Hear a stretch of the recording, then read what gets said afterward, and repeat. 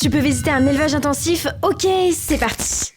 Moi c'est Yona, j'enquête sur tous les animaux qui buzzent sur les réseaux. Je te dis si c'est bien ou s'il faut éviter. Alors pour ne rien rater, n'hésite pas à t'abonner. Pour découvrir un élevage intensif, je suis partie à Paris pour vivre l'expérience la plus choquante de ma vie. La semaine dernière, l'association L214 a mis en place un camion immersif permettant à tous les Parisiens de se mettre à la place des cochons vivant dans des élevages intensifs fournis par Leclerc. Oui, parce que derrière cette barquette, ou encore celle-ci, il y a des animaux qui vivent dans des conditions déplorables. Parce qu'en France, 8 animaux sur 10 proviennent d'élevages intensifs. L'association a vraiment recréé tout ce que ces animaux peuvent vivre à l'intérieur de ces bâtiments. En rentrant dans le camion, l'odeur des excréments me prenait à la gorge. Mais clairement, c'était pas ça le pire. Je suis tombée sur cette cage. Des truies passeront près de la moitié de leur vie à l'intérieur. Leur existence est réduite à reproduire des petits jusqu'à la fin de leur jour. Là-dedans, elles ne peuvent ni bouger librement, ni vivre pleinement. Et là, j'ai été extrêmement choquée. Parce que j'ai appris que la reproduction n'était pas du tout naturelle ici. C'est par insémination artificielle. Ou parfois, ils placent un clip sur le dos de la truie pour reproduire une saillie et ils introduisent cette sonde en elle. Non mais regardez, elle fait presque ma taille, c'est vraiment horrible. Sur une table dans le camion, j'ai découvert les pires objets que l'on puisse imaginer. Comme la coupe-queue électrique. Aujourd'hui, 99% des élevages français l'utilisent systématiquement afin d'éviter les morsures que les cochons s'infligent entre eux à cause des conditions de vie inadaptées. Je suis ensuite tombée sur une chaîne zinguée avec anneau appelée portichou. Cet objet sert d'enrichissement pour les cochons, il la mordit simplement pour passer le temps. Les enrichissements, j'en parle souvent lorsque je visite des zoos car leur objectif est d'occuper des animaux qui s'ennuient constamment. Les cochons sont des animaux curieux et joueurs, pourtant ils vivent sur du béton sans paille et sans accès à l'extérieur. Mais pour moi, le pire reste la meuleuse à dents, utilisée pour limer les canines des porcelets sans anesthésie. Non mais écoute ce bruit s'il te plaît.